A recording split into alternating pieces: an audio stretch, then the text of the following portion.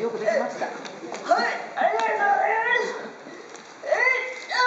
今日はクリスマスコンサートと題してあるんですが、残念ながら私、クリスマスソングをほとんど弾けない。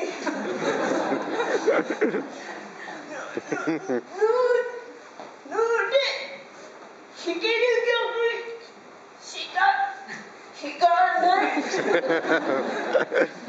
ろしくお願いいたします。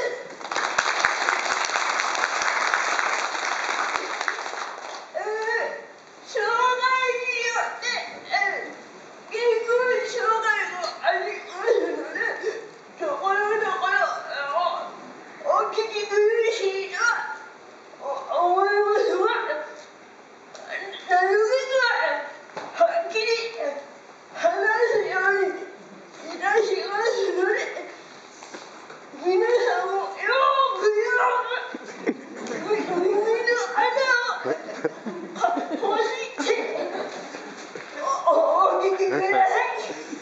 はい。苦しそうに見えるかもしれませんが、苦しくはないので安心してお聞きくださいね。はい。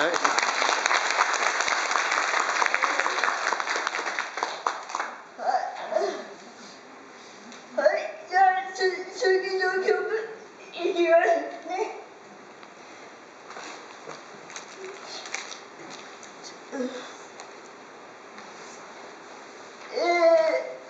ちょっと待ってね。なんだっけ。